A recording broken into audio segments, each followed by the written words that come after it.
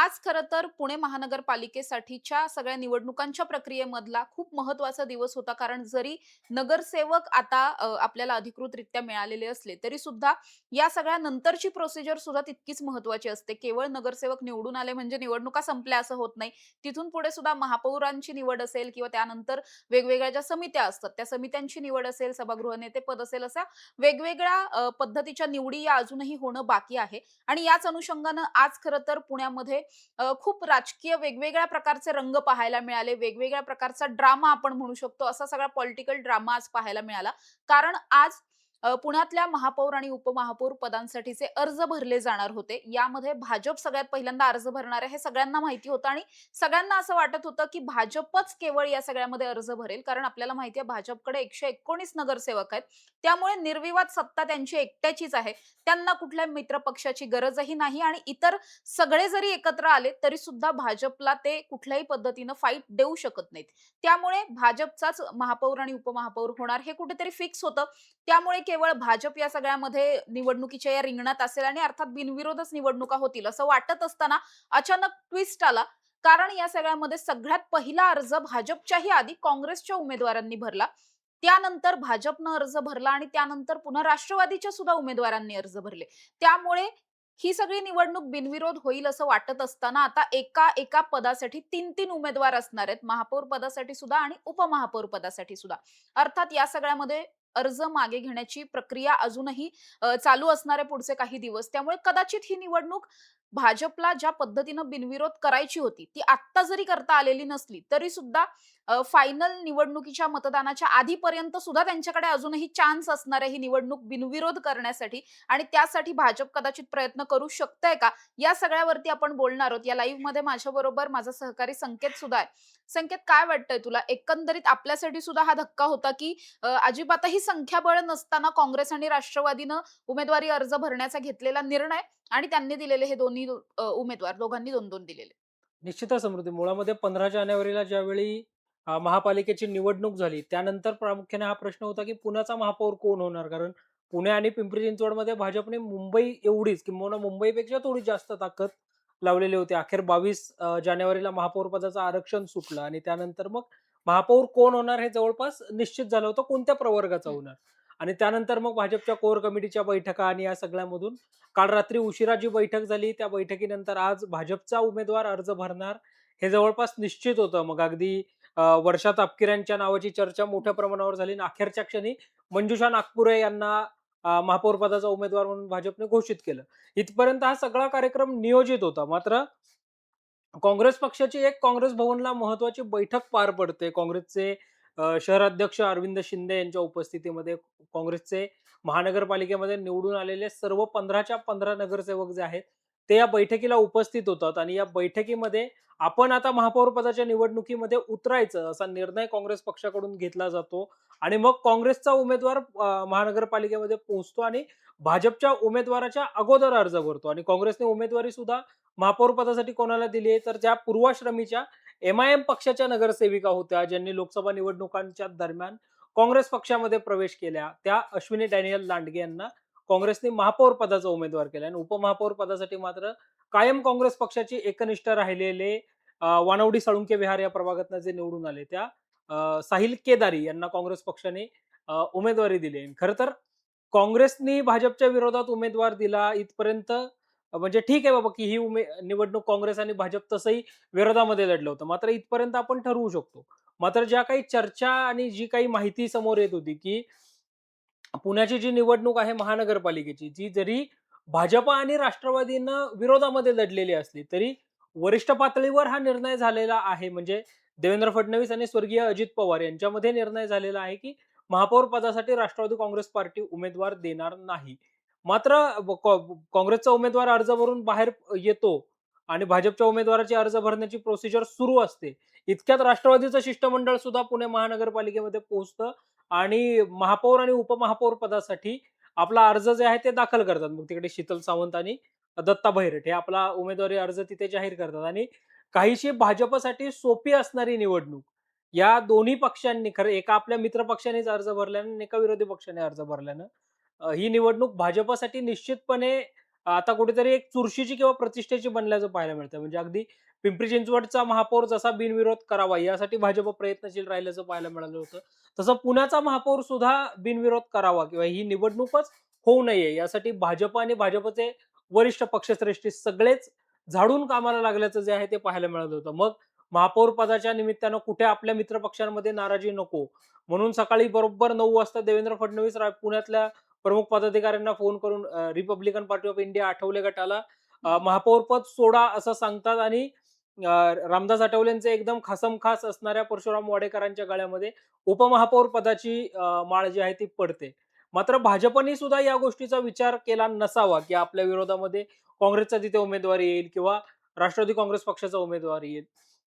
मात्र तो उमेदवार आलेला आहे आणि ती निवडणूक होईल असं दिसतंय. मात्र तू जसं म्हटली तसं अर्ज माघार घेण्यासाठी सुद्धा कालावधी हं. आहे. कारण 9 फेब्रुवारीला पुणे महानगरपालिकेची विशेष सर्वसाधारण सभा होणार आहे. ज्या सभेमध्ये महापौर आणि उपमहापौर जे आहेत ते निश्चित होणार आहेत. मात्र त्या अगोदर म्हणजे अगदी 5-7 जानेवारीपर्यंतचा वेळ 7 फेब्रुवारीपर्यंतचा वेळ जो आहे, तो अर्ज माघारी घेण्यासाठी असणार आहे. त्यामुळे आता बघावं लागेल, की या दोन्ही पक्षाचे उमेदवार अर्ज मागे घेतायत, की कुठल्या एकाच पक्षाचा अर्ज जो आहे तो मागे घेतला जातो. मग ही निवडणूक होते की बिनविरोध होते, हे मात्र आपल्याला हे अर्ज माघार घेतल्यानंतर हे चित्र स्पष्ट होईल. नक्कीच संकेत. जसं तू म्हटलास, की हे अर्ज खरंच माघारी घेतले जातात का? हे पाहावं लागणार आहे. अर्थात या सगळ्यामध्ये राष्ट्रवादीचे अर्ज माघारी घेतले जातील याची शक्यता थोडीशी जास्त वाटते. जसं तू आधी म्हटलास, की मुळात राष्ट्रवादी या सगळ्यामध्ये उमेदवार देणारच नव्हतं. अगदी पत्रकारांना सुद्धा असं सांगण्यात आलेलं होतं, की आम्ही कुठल्याही पद्धतीने उमेदवार देणार नाही आहोत. अर्धा तास आधीपर्यंत सगळ्यांना हेच वाटत होतं, की उमेदवार दिले जाणार नाहीत. अनेकांनी असं जाहीर सुद्धा करून टाकलेलं होतं, की मंजुषा नागपुरे ज्या भाजपच्या महापौर पदाच्या उमेदवार आहेत, त्या बिनविरोध महापौर होणार आहेत वगैरे असं डिक्लेअर सुद्धा केलं होतं अनेकांनी. मात्र असं सगळं असताना अचानक या सगळ्या खेळामध्ये रंगत आलेली पाहायला मिळाली. पहिल्यांदा काँग्रेस तिथे दाखल झालं आणि त्यानंतर राष्ट्रवादी काँग्रेस सुद्धा दाखल झालं.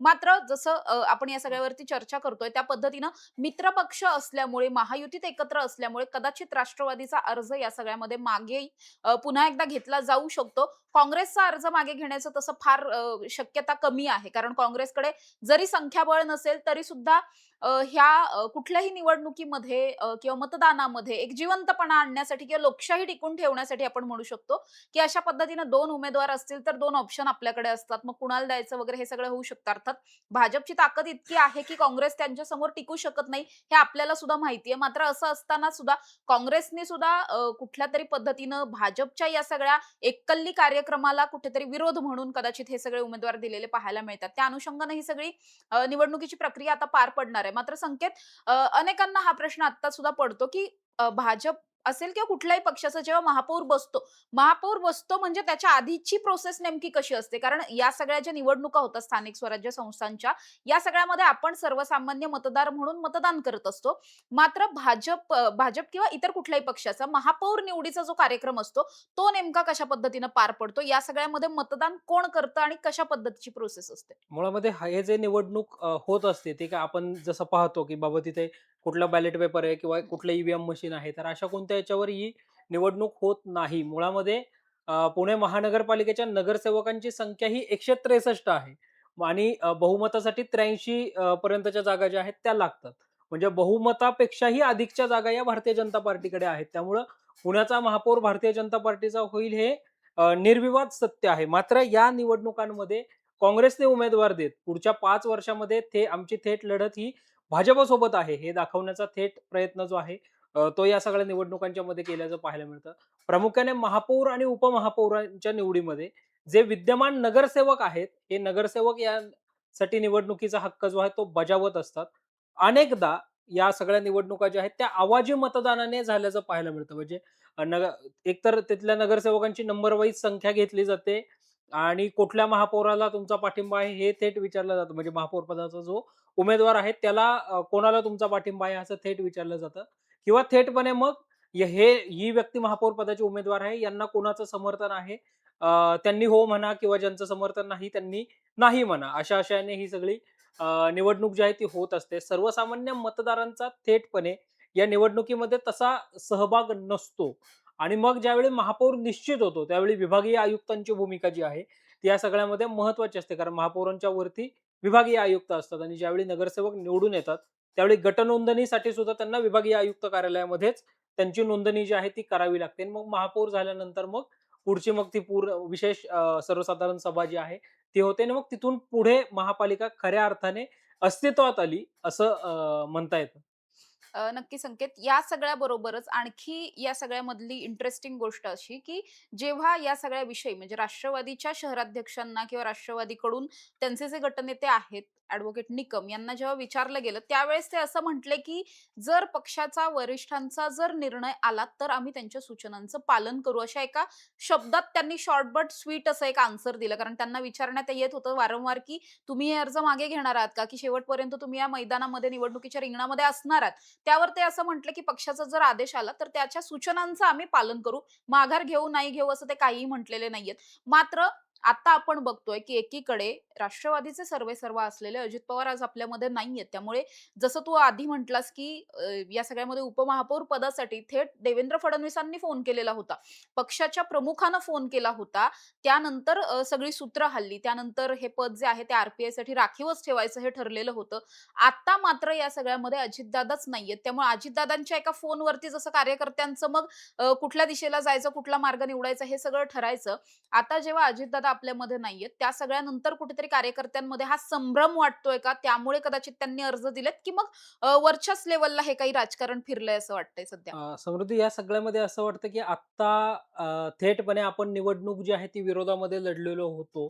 मग आता जर आपण उमेदवार दिला नाही, तर मग भाजपची बी टीम म्हणून राष्ट्रवादी काँग्रेस हं. पक्ष निवडणुकीच्या रिंगणामध्ये होता की काय? अशी टीका विरोधी पक्षांकडनं केली जाऊ शकते आणि ही टीका टाळण्यासाठी म्हणून राष्ट्रवादी काँग्रेस पक्षाने उमेदवार दिला असावा, अशी एक शक्यता. शिवाय पुणे म्हणजे जरी राज्याच्या सत्तेमध्ये आपण एकत्र असलो, तरी पुणे महानगरपालिकेमध्ये आपण विरोधी आहोत. तुमची जरी सत्ता असली आणि आम्ही वेगवेगळी निवडणूक लढलेली आहे. त्यामुळे पुणेकर आणि पुणेकरांच्या प्रश्नावरच आम्ही लढत राहणार. हे दाखवण्याचा किंवा हा मेसेज देण्याचा प्रयत्न सुद्धा राष्ट्रवादी काँग्रेस पक्षाकडनं केला गेला आहे आणि त्यातली एक रणनीती म्हणून आज उमेदवार दिला आहे असं देखील म्हणता येईल. मात्र समृद्धी राष्ट्रीय अध्यक्ष पदाच्या अनुषंगाने असेल किंवा मग पक्षाच्या विलिनीकरणाच्या संदर्भात सुद्धा असेल, तर भाजपचे वरिष्ठ नेते आत्ता जे आहेत ते मग अगदी सुनील तटकरेंपासून प्रफुल्ल पटेलांपर्यंत, प्रफुल्ल पटेलांपासून छगन भुजबळांपर्यंत हे वारंवार जाणीवपूर्वक एक शब्द जसा म्हणतात, की आम्हाला भाजपने मदत केली आहे. त्यामुळं आम्ही भाजपला विचारात घेऊनच आमच्या पक्षाच्या संदर्भातले पुढचे काही निर्णय असतील ते निर्णय घेऊ. त्यामुळे मलाही असं शक्यता आहे किंवा असं वाटतंय, की राष्ट्रवादी काँग्रेस पार्टीकडनं आपले उमेदवार जे आहेत ते विथड्रॉ करतील. त्यांचे महापौर पदाचे आणि उपमहापौर पदाचे दोन्ही उमेदवार हे एकतर निवडणुकीतून माघार घेतील किंवा ज्यावेळी प्रत्यक्ष निवडणुकीची प्रक्रिया आहे, त्या प्रक्रियेपासून गैरहजर राहतील, ज्याचा थेट फायदा हा भारतीय जनता पार्टीला होताना आपल्याला पाहायला मिळेल आणि त्यासाठी राष्ट्रवादी काँग्रेस पार्टी पुणे महानगरपालिकेत तरी प्रयत्नशील राहील, असं एकंदरीत त्यांच्या कृतीवरून किंवा या सगळ्यावरून वाटताना पाहायला मिळतं. कारण प्रत्यक्ष सुसमृद्धी त्या ठिकाणी होतीच आणि काँग्रेस आणि राष्ट्रवादीमधल्या नेत्यांची बॉडी लँग्वेज जर आपण बघितली, तर काँग्रेसकडनं ज्या उमेदवार आहेत अश्विनी लांडगे, त्यांनी अगदी फार छोटी प्रतिक्रिया जरी दिलेली असली, तरी त्यामध्ये त्या शेवटी बोलताना एक फार महत्त्वपूर्ण वाक्य बोलून गेले, की आमची लढाई ही भाजपसोबत आहे, त्यामुळे अर्ज माघार घेण्याचा प्रश्नच येत नाही. म्हणजे इथं ही लढाई सरळ-सरळ झाली, की काँग्रेस आणि भाजप महापौर पदाच्या रिंगणामध्ये असेल. मात्र निलेश निकम जे पुण्याचे गटनेते आत्ता आहेत राष्ट्रवादी काँग्रेस पक्षाचे, या अगोदर सुद्धा स्टँडिंग सभागृह अशा अनेक महत्त्वाच्या पदांवर त्यांनी काम केलंय आणि सभागृहामध्ये नेहमी आक्रमक म्हणूनच निलेश निकम यांची काम करण्याची पद्धत राहिली आहे. मात्र आज माध्यमांकडून वारंवार त्यांना हा प्रश्न विचारला जात होता, की तुम्ही आज अर्ज तर भरलाय, मात्र मग तुम्ही माघार घ्याल का? मग एकदा तर त्यांनी काही उत्तर न देण्याचा प्रयत्न केला. मात्र दुसऱ्या वेळी ज्यावेळी त्यांना प्रश्न विचारला गेला, तेव्हा वरिष्ठांच्या सूचनांचं आम्ही पालन करू असं सांगत असताना, जर वरिष्ठ पातळीवरून आम्हाला अर्ज माघार घ्यायचे आदेश दिले, तर आम्ही अर्ज माघार घेऊ असं अप्रत्यक्षपणे त्यांनी सांगूनच टाकलंय. मात्र या निवडणुकांच्या दरम्यान राष्ट्रवादी काँग्रेस पार्टी ही महापौर आणि उपमहापौर पदाच्या निवडणुकीच्या रिंगणामध्ये राहणार नाही किंवा राहिलीच तरी ती तटस्थ भूमिका घेईल अशी आत्ताची तरी स्थिती आहे किंवा ही शक्यता आहे. बघूयात आता 9 तारखेला नेमकं काय होतंय. नक्की संकेत जसं तू म्हटलास, की कदाचित या सगळ्यामध्ये राष्ट्रवादीने जर उमेदवार दिले नसते, तर राष्ट्रवादी ही भाजपची बी टीम आहे असं म्हटलं जाऊ शकत होतं आणि खरं तर आज तसं म्हटलं सुद्धा गेलं. कारण जे काँग्रेसचे शहराध्यक्ष आहेत अरविंद शिंदे, हे त्यांच्या माध्यमांना जेव्हा त्यांनी प्रतिक्रिया दिल्या, त्यावेळेस ते सुद्धा असंच म्हटले, की घड्याळाला मत म्हणजे भाजपला मत. असं एक स्ट्रेट फॉरवर्ड त्यांनी विधान केलं, की या सगळ्यामध्ये राष्ट्रवादी काँग्रेस आणि भाजप एकत्रच आहेत. राष्ट्रवादी ही पुणे शहरासाठी म्हणून भाजपची बी टीमच आहे. हे सगळे राज्यात जसे एकत्र आहेत तशाच पद्धतीने हे पुणे महानगरपालिकेमध्ये सुद्धा एकत्र आहेत. त्यामुळे आमचा विरोध जो आहे तो या सगळ्यांना असणार आहे. अशा पद्धतीचं एक त्यांचं स्टेटमेंट होतं. त्यावरती जेव्हा राष्ट्रवादीच्या नेत्यांना विचारलं गेलं त्यावर त्यांनी आम्हाला या स्टेटमेंटबद्दल फारसं काही माहिती नाहीये वगैरे किंवा पुण्याच्या विकासासाठी आम्ही कायम लढत राहू, असं त्यांनी उत्तर दिलं. मात्र स्ट्रेट फॉरवर्ड टीका करणं किंवा प्रतिक्रिया देणं हे त्यांनी टाळलेलं पाहायला मिळतं. त्यामुळे खरं तर या सगळ्यामधून आता जसं संकेत तूही म्हटलास, की हे अर्ज राष्ट्रवादीचे माघार घेतले जातील अशीच शक्यता जास्त आहे. त्यामुळे भाजप आणि काँग्रेस अशी लढत व्हायला पाहायला मिळू शकते. कारण मुळात जर आपण बघितलं तर भाजपचं एक स्वप्न होतं, की भाजपला पुण्याचा महापौर, उपमहापौर हा बिनविरोध करायचा होता. त्यासाठीच कदाचित त्यांनी सुरुवातीपासून त्यांचं जे मिशन ठेवलेलं होतं, की मिशन 120 त्याच्यानंतर मिशन 125 म्हटलं गेलं आणि मिशन 120ला त्यांनी अक्षरशः गाठलंच. कारण 119 त्यांचे नगरसेवक निवडून आले. त्यामुळे जेव्हा आपल्याकडे एवढं संख्याबळ आहे, तेव्हा कुणीही आपल्या समोर या रिंगणात नसणारच आहे, हे त्यांना ठाऊक होतं. मात्र तसं झालं नाही. ज्या पद्धतीनं पिंपरी चिंचवडमधली निवडणूक जी आहे ती बिनविरोध झालेली पाहायला मिळते. तसं मात्र पुणे शहरात घडले नाही. पुण्याच्या काँग्रेसमध्ये अजूनही पुण्याचं काँग्रेस जिवंत आहे किंवा पुन्हा एकदा या महानगरपालिकेच्या निवडणुकांमध्ये काँग्रेसला एक नवी उभारी मिळालेली आहे. अनपेक्षित असं यश मिळालेलं आहे. 16-17 नगरसेवक निवडून येण्याची ताकद काँग्रेसची होती असं कुणालाच वाटत नव्हतं. त्यामुळे आम्ही अजूनही जिवंत आहोत, आम्ही अजूनही मैदानामध्ये आहोत, हे दाखवून देण्यासाठी म्हणून काँग्रेसने हे सगळे अर्ज भरलेले पाहायला मिळतात. त्यामुळे बिनविरोध निवडणूक होण्याची शक्यता फार कमी आहे. काँग्रेस आणि भाजप निवडणुकीच्या मैदानात असेल आणि भाजपलाच यश मिळणार आहे अर्थातच. त्या सगळ्याच बरोबर आणखी एक आज दिवसभरात घडलेली महत्त्वाची गोष्ट अशी, की ज्यावेळी हे सगळे निवडणूक प्रक्रिया होणार आहे, त्यामध्ये जसं संकेत तू म्हटलास, की सगळ्या नगरसेवकांनी त्या ठिकाणी उपस्थित राहायचं असतं आणि मग नगरसेवकांचं मतदान घेतलं जातं. हे मतदान थेटपणे असं नाही तर कधी हात वरती करायला लावले जातात, कधी आवाज द्यायला सांगितला जातो, म्हणजे ओरडायला सांगितलं जातं, की तुम्हाला हवे असतील हे उमेदवार, तुमचा पाठिंबा असेल, तर मग मोठ्याने सांगा वगैरे असं म्हटलं जातं. पण या सगळ्या प्रोसेसमध्ये सगळे नगरसेवक म्हणजे आता पुणे शहरामध्ये जे 165 नगरसेवक आहेत, ते सगळेच्या सगळे नगरसेवक उपस्थित असणं गरजेचं असतं. त्यामुळे जेव्हा नगर सचिवांना याविषयी विचारण्यात आलं, की या सगळ्या निवडणुकांमध्ये 2 असे नगरसेवक आहेत, जे तुरुंगातून निवडणूक लढवलेले आहेत आणि अजूनही तुरुंगात आहेत. ज्यातल्या पहिल्या आहेत लक्ष्मी अंदेकर, दुसऱ्या आहेत सोनाली अंदेकर. या दोन्ही महिला नगरसेविका आहेत आणि या दोन्ही सुद्धा पुण्यातल्याच 2 खुनाच्या गुन्ह्यांमधल्या आरोपी आहेत आणि संशयित आहेत. त्यांच्यावरती अजूनपर्यंत हे गुन्हे सिद्ध झालेले नाहीयेत, मात्र ट्रायलमध्ये असलेल्या दिसतायत या दोन्ही केसेस. त्यामुळे त्या तुरुंगामध्ये आहेत. मग त्यांची प्रोसेस कशी असणार आहे? त्यांना यासाठी तुरुंगातून बाहेर आणलं जाईल का? हे जेव्हा विचारण्यात आलं त्यावेळेस सुद्धा प्रशासनानं असंच सांगितलं होतं, की आम्ही एक पत्र जे आहे ते कारागृह अधीक्षक किंवा जे कोणी तिथले अधिकारी असतील त्यांना दिलं जाईल आणि या पत्राच्या नंतर त्यांना त्या एका दिवसासाठी तरी किमान ही जी विशेष सर्वसाधारण सभा होणार आहे, या सभेला त्यांना आणलं जाईल. त्यांचं मतदान सुद्धा या सगळ्या महापौर निवडीमध्ये खूप महत्त्वाचं असणार आहे. त्यामुळे त्यांना सुद्धा बाहेर आणलं जाईल. त्यांची सुद्धा या सगळ्यामध्ये जी काही मतदानाची प्रोसेस इतर सगळ्या नगरसेवकांची असेल तशाच पद्धतीने केली जाईल आणि त्यानंतर मग त्यांना पुन्हा एकदा त्यांची रवानगी जी आहे ती कारागृहात होऊ शकते असं सांगितलं जातंय. त्यामुळे आता दोन्ही अंदेकर कुटुंबातील या ज्या दोन्ही महिला नगरसेविका आहेत, या दोघी सुद्धा आता या महापौर निवडीच्या कार्यक्रमासाठी तुरुंगातून बाहेर येणार आहेत, कारागृहातून बाहेर येणार आहेत आणि 9 तारखेला ही विशेष सर्वसाधारण सभा पार पडणार आहे. त्यानंतर पुणे शहराला त्याच दिवशी महापौर आणि उपमहापौर मिळणार आहे. अर्थात कोण होणार आहेत वगैरे हे सगळं आपल्याला ठाऊकच आहे, कारण भाजपला एखादी सत्ता इथे असल्यामुळे. तरी सुद्धा काँग्रेसमुळे थोडंसं जिवंतपणा या निवडणुकीमध्ये आला असं आपण म्हणू शकतो आणि शेवटच्या क्षणापर्यंत काही ना काही ट्विस्ट येत राहतील, असं कदाचित वाटतंय. इतकी साधी, सरळ, सोपी जशी आपल्याला वाटते तशा पद्धतीची ही निवडणूक नक्कीच नसणार आहे. अजून बरेच दिवस आहेत, जवळपास 1 आठवडा आहे. या एका आठवड्यामध्ये काय-काय होतं आणि मग त्याच्यानंतर या निवडणुकीत काय-काय रंगत येते, हे सगळंच पाहणं महत्त्वाचं असणार आहे. अशाच ताज्या आणि महत्त्वाच्या अपडेट्ससाठी तुम्ही पाहत राहा टॉप न्यूज मराठी. आपला महाराष्ट्र, आपली बातमी.